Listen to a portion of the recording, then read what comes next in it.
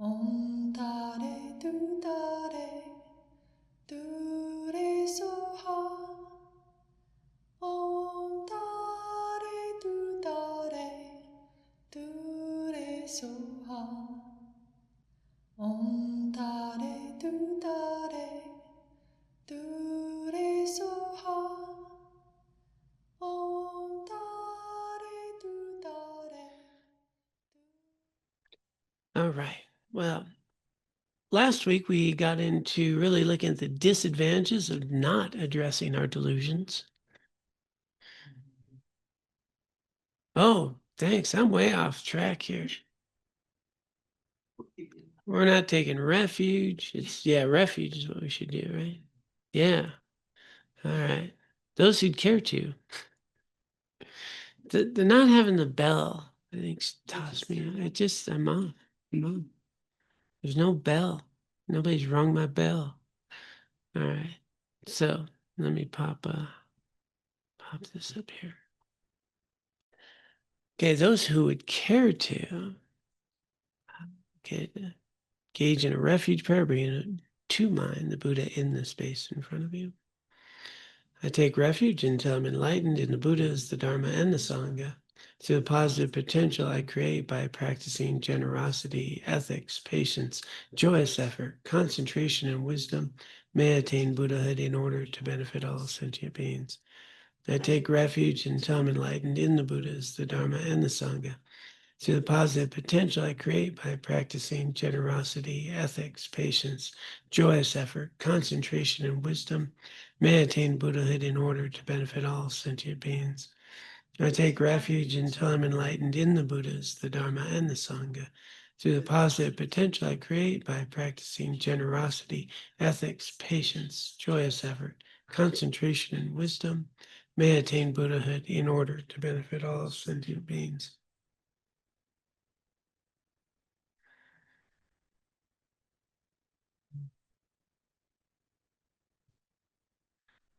Okay. All right. So, fresh start. Last week we worked with the meditations on not taking time, the disadvantages of not taking time to see the faults of our delusions, the pain it causes. And this lineage is very good at always taking some time to think about what would be the benefit of doing something, what would be the disadvantage. So they always start with this process of identifying something. What's the advantage of engaging in something? What's the disadvantage? You'll notice at the beginning of the meditation, I kind of thought about, well, here's the benefit of doing this. And if that sounds meaningful, then engage in it. Doesn't? Don't. It's this clarity about what's beneficial and what's not. It's such an important habit to develop. So in the Lam Rim teachings, I always talk about, what's the advantages, our disadvantages. And so we just covered the disadvantages of these delusions. And so today we're on working with the antidotes to anger. That might be beneficial. Let's take a peek. Oh, yeah. The antidotes to anger. While the enemy of your own anger is unsubdued, though you conquer external foes, they will only increase. Therefore, with the militia of loving kindness, of love and compassion, subdue your own mind. I'm sorry, I'm pausing because this is just what we did on Sunday at the retreat. This is the practice of Bodhisattva. I hope, yeah, I'm in the right text. Wow.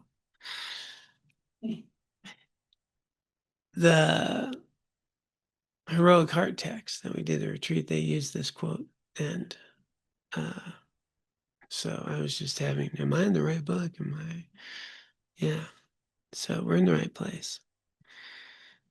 Yeah, it's from the 37 practices of Bodhisattva, which is what we just did on Sunday.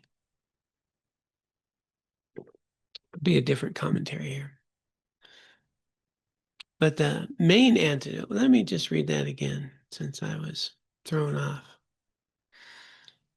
While the enemy of your own anger is unsubdued, though you conquer external foes, they will only increase. Therefore, with the militia of love and compassion, subdue your own mind.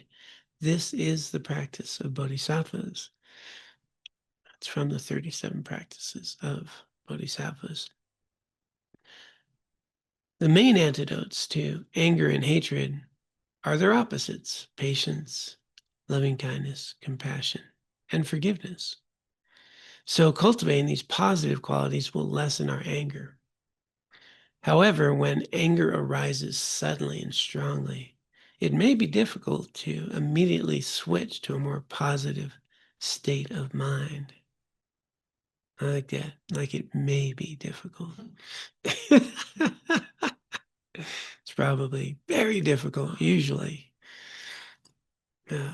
Here are several other methods that we can use to halt the proliferation of angry thoughts, take a different perspective on the situation, and make space in our mind for more constructive thoughts. So, just backtracking for a moment, they talk about patience, loving kindness, compassion, and forgiveness. Often you'll see, most typically, the most immediate antidote that's talked about most is patience. Patience is this antidote that we develop because angry, we're agitated, we're want to do something, our body's in motion, we're, the fist comes up, blood goes to the arms. And patience, and when we think about what patience, the skill of patience is being able to experience discomfort. I have something arise, we get impatient, we're uncomfortable, and we want to do something. So having that skill of patience is just incredible, to have anger arise or frustration arise. And remember, anger is this bandwidth all the way from a slight irritation, frustration, all the way up to anger and rage. It's the same emotion, it's just at different levels. So learning to be patient with simple things is developing a skill of patience. And that's an incredible antidote. Then we notice those sensations in our body, we can really bring out that skill of just, it's temporary. It's going to come, it's going to go. I don't need to do anything with it. Love, and specifically loving kindness, is the opposite. And so cultivating that, there's no room. You're not going to have anger and loving kindness in the same instant fully. So when there's loving kindness, there's not going to be much anger.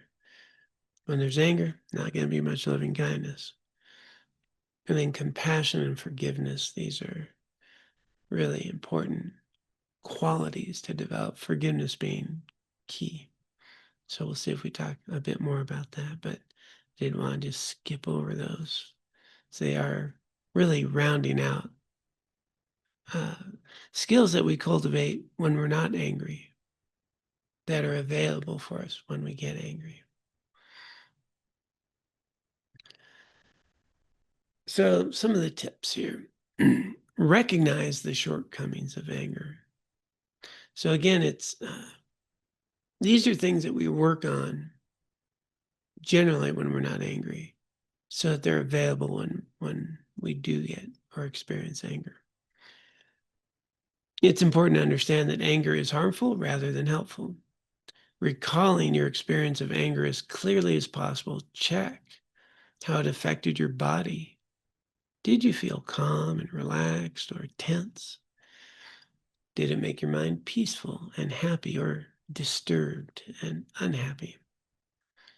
How were other people affected by your anger, both when you acted it out and when you suppressed it?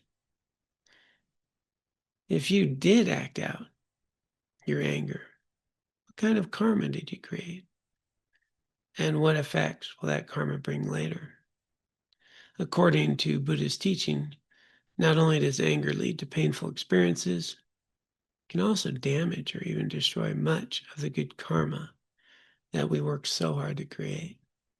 It is a major obstacle to cultivating positive qualities like love and compassion, and to making progress on the path to liberation and enlightenment. Recognize that anger is harmful to yourself and to others, both now and in the future, and generate the determination to work on overcoming it. So we can all have a pretty simple intellectual discussion going, is anger helpful? And most of us could agree, generally not. There's some people, say, well, it's got a role. But they're not talking about that kind of awareness, because that awareness is not available when we're angry, right? It's not available. It's a realization that this is a poison, that just is deeply detrimental to our lives. It's kind of like, we know that fire's hot. You put your hand there, like, you're not going to go near a flame like that. And so if you can start to really take some time to reflect on, to write about, to analyze, has anger ever really been helpful? And what's the damage it's done? How many things, have we allowed get in our way with our relationships and frustrations and anger and things that we've said, things that we've done out of anger. Here they're talking about simply with our body. Everyone, I think, is pretty aware that it's not good for our body. It's really going to add to our medical conditions, illnesses, and so forth. It's not pleasant. But to some degree, it can be very hard to want to let go of anger when we're angry. Like a question comes up around justifiable anger. And so then you go, okay, well, justifiable anger. How about if we replace the word, and this is what we talked about on Sunday, with valid anger? Any emotion, right, is valid. There's a reason for the anger. It's valid. It's arising, valid. Is it based in reality? Probably not. Two different things. And then justifiable means that, in the sense it's justifiable, I have a right to be angry. And that's an interesting discussion. Do I have a right to be angry? And in other words, do I have a right to harm myself? Technically, yeah. But is that helpful? I'm justified in my anger. It's pretty much saying, I have the right to harm myself and to be causing harm to myself and feel uncomfortable. So it's, for me, helpful to just distinguish that when anger arises, it's valid. And what matters is what I do with it. And if I sit there and think, well, I shouldn't be angry, we're on the wrong train. That's not very helpful. I shouldn't be angry. Well, you are angry, so there's a cause for it. It's valid. It's anger. It's coming up. It's normal. How do we work with it? How do we work with it?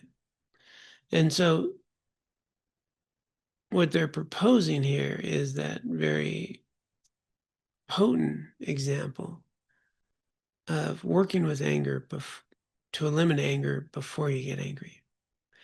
So if I kind of notice that it hasn't been helpful, it has harmed my relationships, it's harmed my body, it's unpleasant, and it has the potential to damage a lot of good qualities within myself and others, then with that awareness, I'm going to be much more prone to cultivating these other qualities But then, if it's more intellectual, it's not that helpful.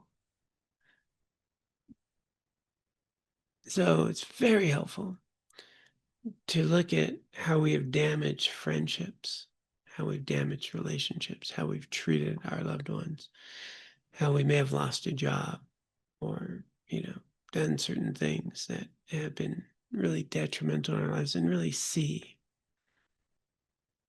this as literally, in my mind, like a poison. I don't want to drink poison, just a visceral, it's not helpful.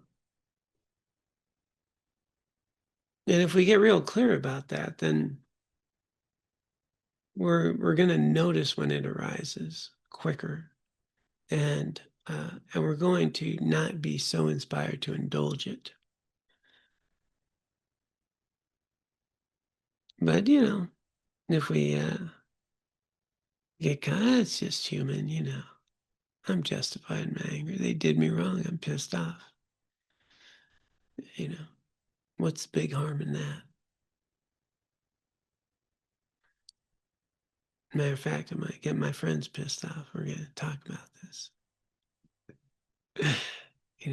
And then the sneaky thing, which I've shared, quite often, I think the biggest revelation that I've got out of anger, justifying anger, is that the more I justify it, the more I'm creating causes to be angry more often. Because I'm justifying it. So anytime I'm in any situation like that, of course I get angry. Matter of fact, validate it. Talk to my friends. Of course, you have a right to be angry. So anytime I'm in any of those situations that are similar, of course I get angry. I've validated it, proven it. My friends agree with it. So rather than take the next step and question the cause of that anger and whether it actually is based in reality or not, or helpful or not. Well, if I go down that path, I'm going to remove the seeds of anger. There's no condition for it when I recognize that what I was angry about had no basis in reality, nor was it helpful. And if we get that realization, what you're doing is removing the seeds of anger, the causes that give rise to it. So when we learn from it, a situation, when something's triggered and I've noticed, and I realized, wow, I'm really angry at a projection in my mind about a person, or how I exaggerated the quality of an event about something, or heaven forbid, I have the delusion, I actually think I know how the world should be and how others should act. A prevailing delusion in this world. I start to go, wow, that's just delusional. And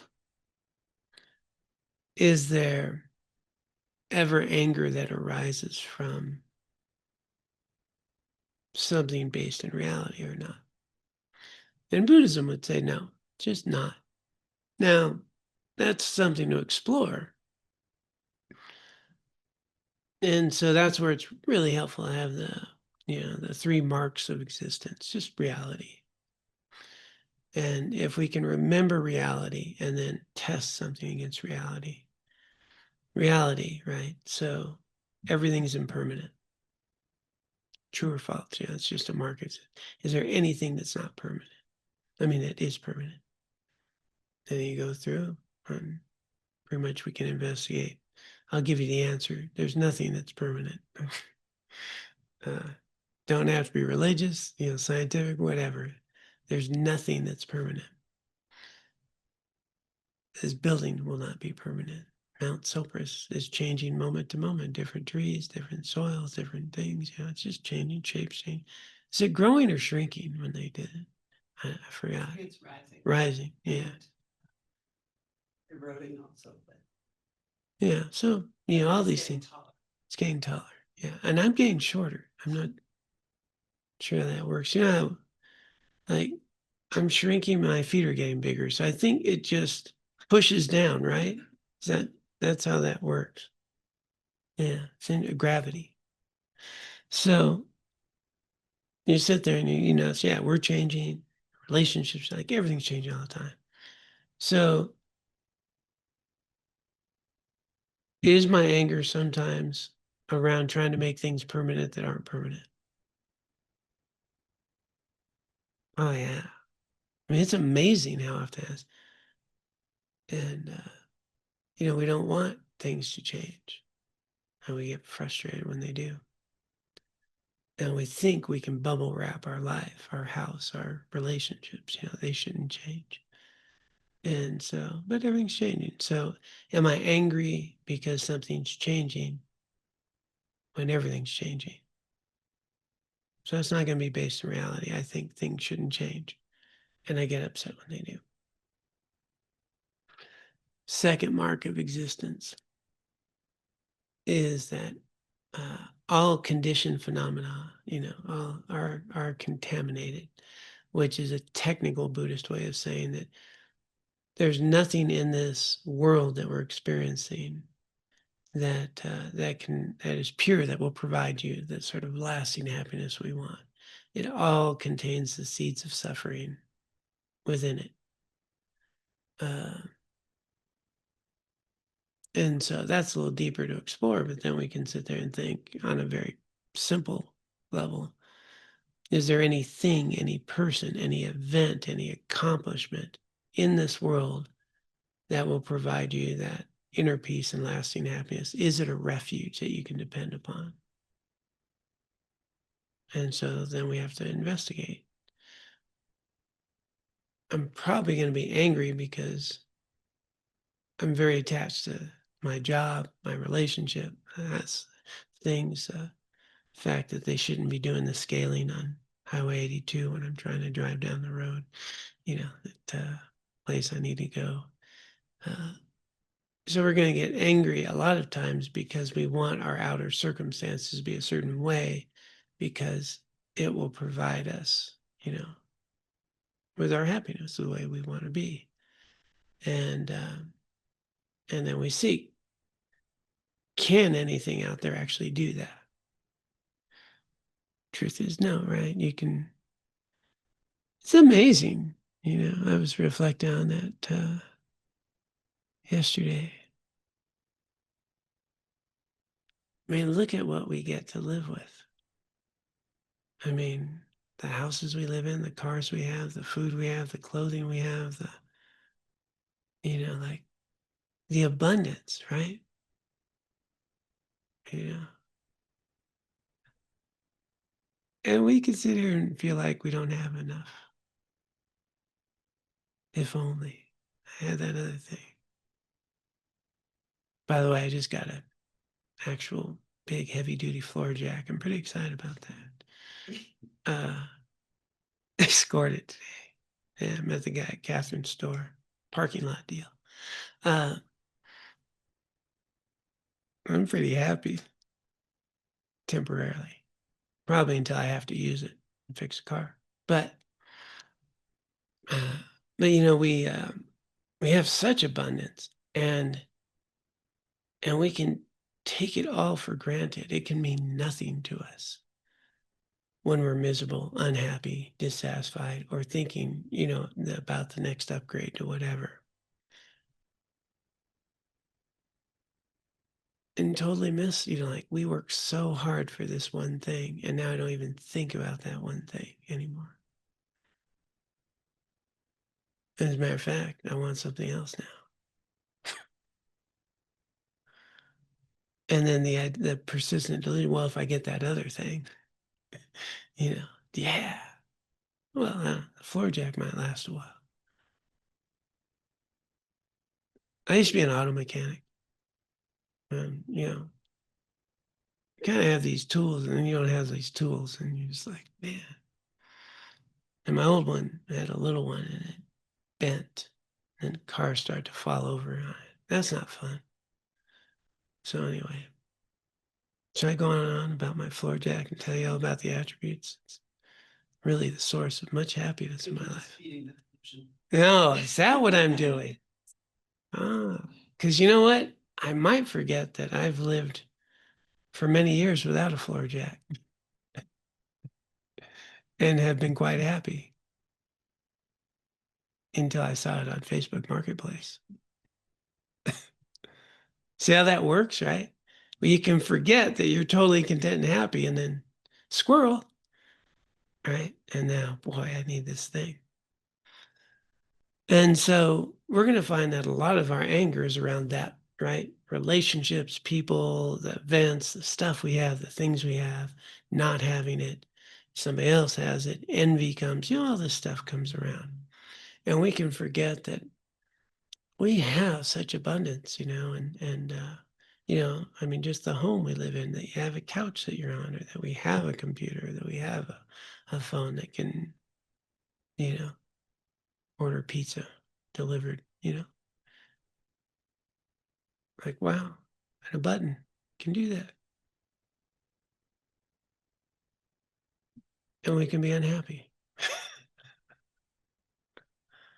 And so our minds keep getting wrapped up. And so a lot of anger, vast majority of it is really going to be based on a belief around that. These conditioned phenomena, that is the source of my happiness. And we exaggerate their qualities. Can it provide some pleasure? Of course, absolutely. But when we get overly attached, like, then we have that anger that arises.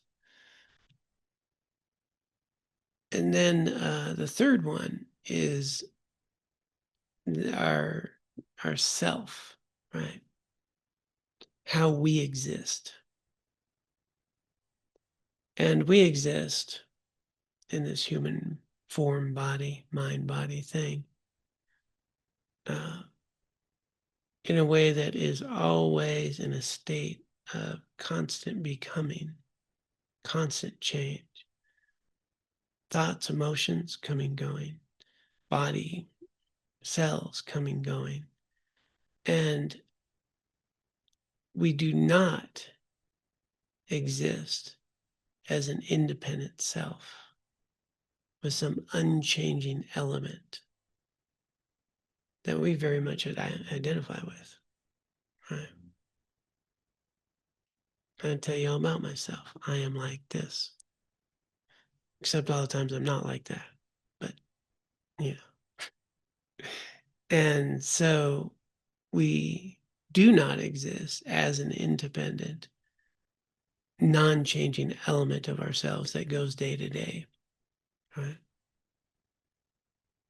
And we're going to find a lot of anger, insecurity, fear is going to come from identifying with an independent self and your personality in a way that we do not exist. And that's where, we can be offended, or somebody didn't treat me right, or, insecure, and we get angry about how someone treated us. Don't they know who I am? Very attached to a label around ourselves. So a lot of anger shows up that way. So if we investigate then, when I'm angry, is it because I believe in an independent, self-existent John that doesn't change, that needs all this things? Matter of fact, I'm probably identified with my anger. I am angry instead of I'm experiencing anger that's temporary and will come and go. Or am I making it very real? Am I angry because somebody did something in this world isn't the way I think it should be? Because, I know how it should be. And, or am I angry because things are changing and I don't want them to? Don't want them to build more housing in Carbondale, even though we really need housing in Carbondale. I mean, we need it, but yeah, traffic, all that, they're in my way. And, so we start to notice our relationships change, people's change, And so, for the last, let's see, 2000, about 22 years, I've been trying to find a time in my life where my anger was based in reality, and I just haven't. Doesn't mean it doesn't work. I just haven't found it in 23 years. Because my anger will be in discord with reality. Can anger still arise? Yeah. But I'll tell you what, over 23 years, a huge amount of those seeds of anger are no longer in my mind stream, right? Just because it kept going and it doesn't make sense anymore. It just doesn't make sense. So once you remove the seed of anger for that event, rather than what we do is justify it and plant more seeds, you start going, oh, well, that doesn't make sense. Does not compute. There's still seeds there, right? Laura's seen me get angry. Good shot to say, no, you haven't been. That would be lying. So, but the amount of them, in other words, so if we clear out the seeds, then there's nothing to be triggered by the events, right? We're not relating to the events and the people in that way. There's no way for anger to arise. So you're working on anger and eliminating the cause of anger, and anger doesn't arise. And that's great. That's the ultimate way to do it. And so as we look at this first suggestion is starting to notice, was anger helpful? Am I creating more causes for anger? Is it based in reality? It would be my suggestion. And if I start realizing, I got angry because, I really, the analogy I'm going to use, I have used it before, is on occasion, Laura will tell me how to drive. Probably not how to drive, but there's a car there. Do you see that? Pointing things out for my driving. Yeah. Right. So, that used to, legend. We think I'm an idiot. I can't see I'm driving. I can see the car. It's okay. Right. But when I thought about it and analyzed it, I realized my wife is wanting us to be safe. Why would I get angry at that? Right. That doesn't make sense. What was being angry is my insecurity that she doesn't trust my vision or my driving, right? And that's me grasping to my own insecurity instead of, maybe I didn't see it. Or, there are times when I don't see something. So when you go that next, what's that? Thank you. So this is that process we get. I got angry and then, well, let's go a little deeper. Where's the anger? Okay, it's from my insecurity, right? Her thinking, I'm thinking she's thinking, I don't, I'm not paying attention. I'm not a good driver, right? So that's out of insecurity. That's the real cause. And what's really happening is that your partner that you're sharing a life with wants you to both be safe. And so now when she points something out, having gone through that process, it's much easier to go, oh, yeah. Or yeah, I do see it. Or oh, thank you. Like not to have the sensation jump up. But if we don't go through that process and we can reify, as a matter of fact, we tell jokes, backseat driver, right? And we kind of egg it along. What we keep doing is planting seeds to be frustrated and angry that somebody's telling us how to drive. So, but if we challenge the premise or look more deeply, we may find the misunderstanding, a delusional thought process going on. And then there I am. Why would I need to defend my insecurity with my partner when we just want to get somewhere safe, right? That does not align. But that thought process is not there when they're pointing something out.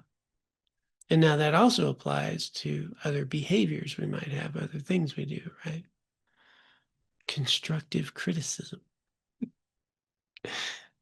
Who likes that? But it could be very helpful. All right, Chris, you're up. All right, John, thanks for the teaching as always, and I think helping me think about anger. I'm thinking about this as like something. from a more of a therapy perspective. And so, we're all Okay. familiar with fight, flight, freeze is, when the nervous system gets pretty activated. Um, You're here. and it's great, I think, if you can have the frontal That's lobe being online so so. that you can have can you hear me? John, can you hear me? I'm sure you can hear me. Oh, I I, see what. No, Zoom speaker. Okay, try that, Chris. okay. Test, test, test. Yep, we're good. Okay. All right. So I'm thinking about this from like a therapy perspective. And, we know that when people get really activated and they lose control of their frontal lobe and we kind of go, a little bit sympathetic, we can go into fight, flight, or freeze. And we see that in ourselves, we see that in animals. And I'm thinking about some of the clients I have who have been traumatized and went into freeze. And so they weren't able to escape the situation.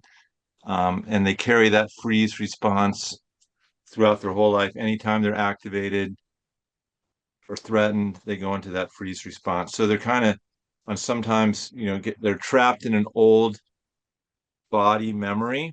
Um, and I guess I have found it to be really effective to allow them to go into fight mode, kind of in an imaginary way, to fight off their perpetrator, be angry. I mean, sometimes it's, pretty, pretty raw, pretty powerful, um, and get to that, let the body complete the memory so that they're free.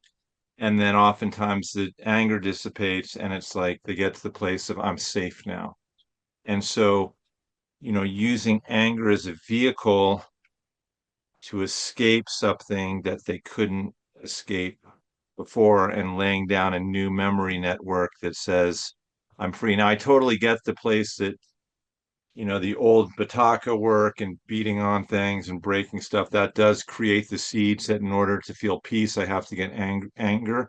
But I'm thinking that in certain situations and with certain people, allowing them to access the fight response can be can give them the freedom in their life that they never had before. Mm-hmm. Yeah. So we always need to meet people where they're at, right? So anger arises, or how do we respond? And like you say, so using a response. So there are methods as well to get people to work through that. And again, we need to get to that healthier space to be able to apply these things well. And so on Sunday, we spent quite a bit of time on meeting ourselves where we're at. In other words, we need to become a pretty healthy, well balanced individual, more whole. And that whole individual with a sense of self worth, of capacity, of well being, first, as we start to let go of some of that grasping the self, right? So when you're I a guess human being that needs these treatments to become more healthy and whole, as you do so, then you can start, uh, participating in these different I processes. guess I guess my the rub is that Mhm. we become so anger averse that Mhm. we don't recognize that in those traumatized individuals, it's like we can't always meditate the anger away, right? It's like we can't just, for certain people, I think we have to get to a certain place before we can meditate the um, on the shortcomings of anger and understanding the other person. I think there's so many people out there that aren't going to be able to access that and actually will run away and not understand that the other person's nervous system is toasted and they need some therapeutic interventions and maybe sometimes to go through the darkness in order to get to the light, um, is kind of what I'm seeing because I do see the criticisms of anger, but I also see that again, for certain people it can be really a beneficial place to find self-worth and empowerment. Mhm. So I'll leave it there. Yeah. I thought what I was saying was validating everything you just said, but maybe that didn't come across. Well, it probably did, but I was probably caught up in my own head, so I wasn't really hearing everything you said. So, Yeah, no worries. That's why I was saying we need to meet people where they're at. So some people are traumatized, they're in different situations, they're not able to get to these practices, right? So we need to become healthier, whole, go through that process to be in a place to engage in these practices. Yeah. And that's what, I think Tatsuma Tenzin Palm was a pretty rare person because she hammers that point. And again, on Sunday, we went through this a lot because she really hammers that point, is that we need to meet ourselves where we're at and attend to ourselves, becoming a more whole human being in a healthy and balanced way.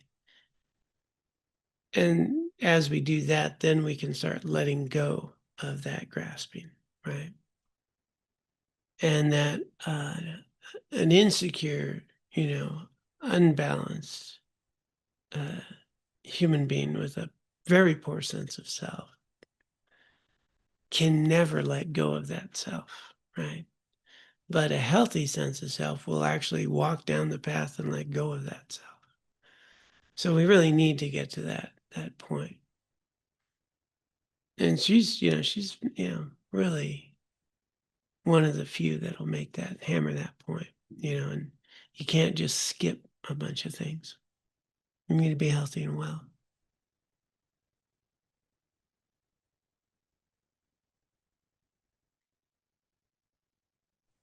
Thanks, John. That makes sense. Yeah. And the other thing here is of us, and we just look at our own lives, are we capable of looking at this for ourselves? I bet most of you probably are. So it's a good thing. And then there's this opportunity of a rare and precious human birth favorable to Dharma practice. There's not many humans who are in the space that we're in with this opportunity, with where we've come through, what we've worked through, what we've suffered, what we've achieved. And we have that seeking quality, and the conditions have ripened for us to have access to these teachings for us, which is really quite remarkable.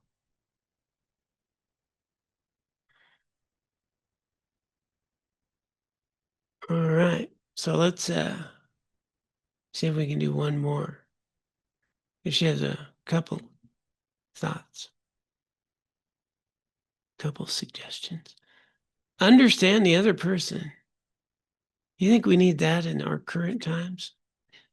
We could probably skip this part. If you felt angry at someone who was behaving destructively, put yourself in their shoes and try to understand how they felt, why they were acting that way.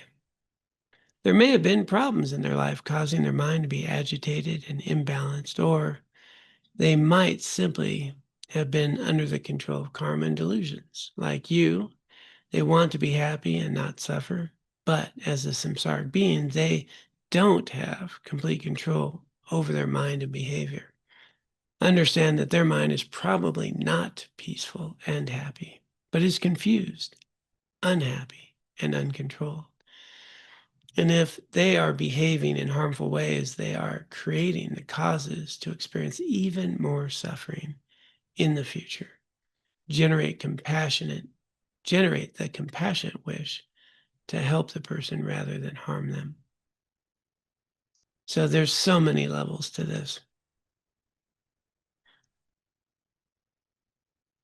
You can see people that we don't like. I'm sure some images are coming to mind for people immediately. And for me, are they happy? And do they know happiness? Like contentment, well-being, serenity? And, probably some of those people come to mind or, you think, no, I doubt they even know that. They probably have temporary moments of feeling it, something about themselves, but contentment, peace, lasting happiness, self-worth, probably not. And so we start to see their suffering if we understand how suffering works and how people act out of insecurity and do harm. We can recognize the disease of suffering and have some compassion. But we can also, on another level, with maybe some other versions, maybe the people that came to mind immediately, there's some people we don't like. We just see them as harmful. They've done some things. And then we sit there and go, okay, that person is like that. They've done these things. They've harmed people. Well, is that who they are or not? And that's where, my own specific understanding is I've done harmful things. Am I a harmful person? Am I that person? And generally today I'm not, right? For 40 years now, I've lived very differently than I used to live. Likewise, I have friends who have done very harmful things, have done, decades in prison, and are the kind of people you'd want in your house. And they're helpful, they're kind, they're nurturing. But they were once this other person, and now they're this person. And then there's people who've been very kind who've gone the other way, right? And so understanding impermanence and change, a lot of times we're going to be angry at a person. Well, most of it, actually all the time, technically, we're going to be angry at a person that doesn't exist. We're angry at a caricature of a person in my mind, not that person. And that is always really important to remember. I don't even need to put myself in their shoes. I already know I'm angry at a person that doesn't exist. And, very simple thing, which I use all the time, is all of you are seeing a different John, right? There's somebody who actually likes that person I don't like. They see a different version. Basically, I'm having an imprint and an idea. And it might even be angry at a person who did something a year ago, and they're not even at all like that today.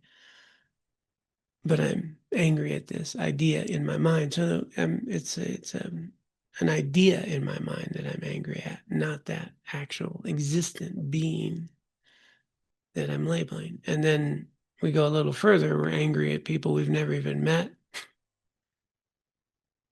and have only heard certain parts of things about them and don't know their story. And then this points that what are the traumas that they've experienced or struggles that they have. And I know this much about a person, and I hate a person, and I don't know anything about it. And, I'm angry at an idea in my mind, which is not very helpful. How can I engage with the actions that someone is engaged in? Well, to that, there's an answer. And so and here's where the limitations of anger come in, is, we often don't have a wide range of tools to respond to these actions when we're angry. We're very limited. But out of compassion, I have a wide range of responses, things that can maybe heal a situation, maybe move something in a healthier direction. I don't win anybody over by yelling at them or hitting them, but acknowledging them and being an example in certain ways has a lot more opportunity. And so, yeah, we can put ourselves in their shoes. We can experience in our thoughts, what they may have gone through or how they suffer. But, another piece is, that I'm really, making up a thing in my mind about who they are instead of just focusing on their actions. If I focus on their actions, I'm much more capable of responding to and engaging with those actions in ways that are helpful. And I don't need to be angry to do that. As a matter of fact, anger will block many of those choices. But again, discordant with reality. And then understanding that person also has the seed of potential. And also, some of the things they do that are harmful may actually lead to greater good, which I find really fascinating. We have this pendulum of harm that gets done and then a response that goes against that harm and creates a better situation. And so some of the worst atrocities in history have created some of the most meaningful responses and ideas and improvements in the world. And so, something that happens on this one day, and then, how do things change? And there's often a lot of improvements that take place as a result. So there's stuff playing out all the time, and I don't really know how it should go. And so we get back to being angry, thinking if this person does that, this will all be terrible. But this person does that, and there's some terrible things, but then there's a response, and then there's all these other things and opportunities that come.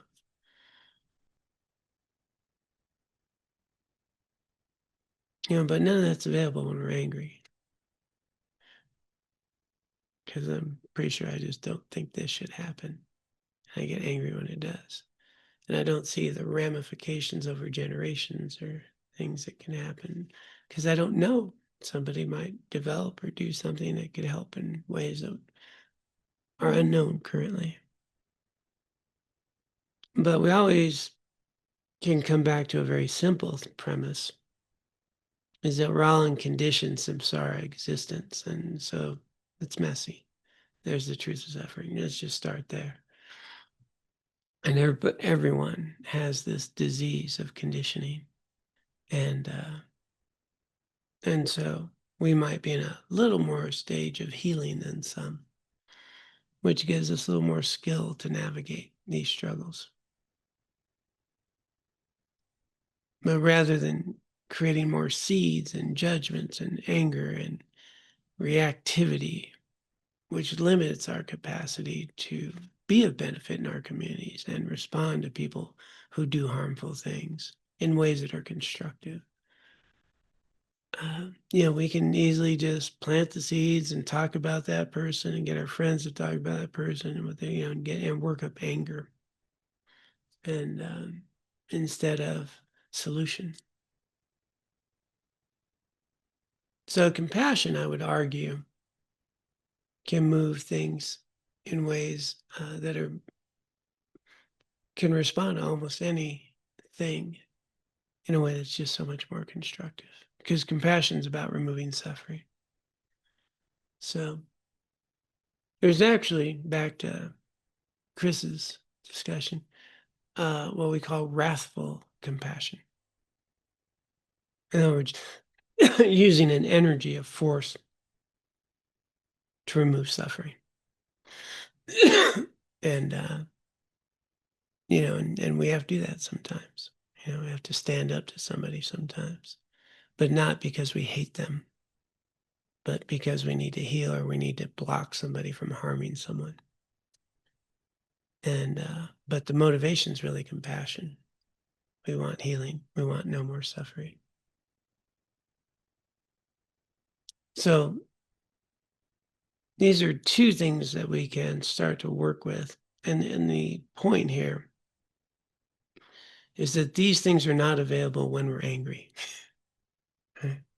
There are things to reflect upon, to talk about, to bring into our life. When we notice anger rising too, is, maybe catch ourselves and go, wow, maybe I might have a different conversation here, and reflect upon, go a little deeper. Is it helpful? Is it not? Is it based in reality or not? And is there a more beneficial way to understand it and respond to it?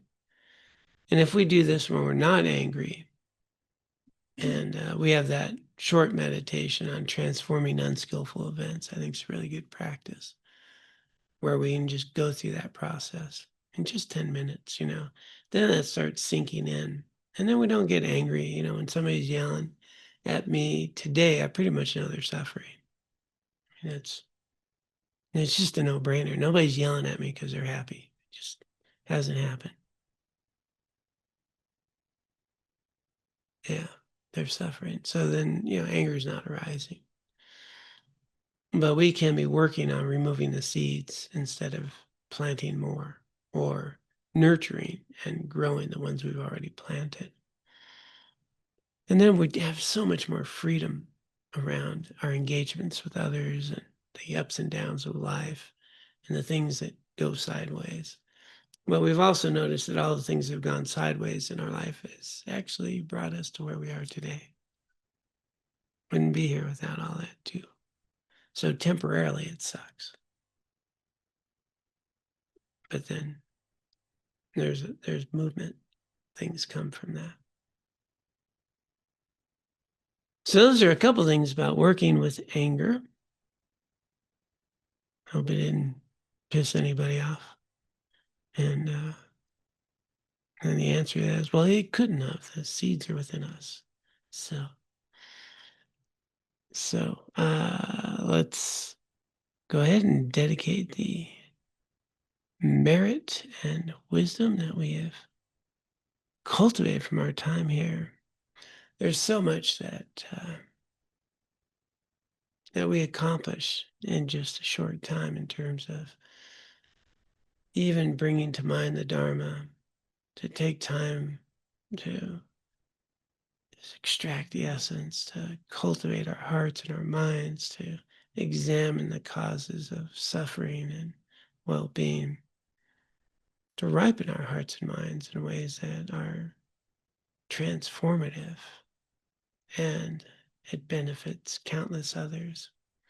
So with that in mind, let us dedicate this time and energy, all of our efforts, on the behalf of all sentient beings, that they may find some benefit of all the qualities of these teachings and our own personal behaviors and accomplishments, that we're also creating the conditions for such teachings to remain in the world, and for our own continued spiritual growth, that we may ultimately recognize our own Buddha nature and be of greatest benefit to all.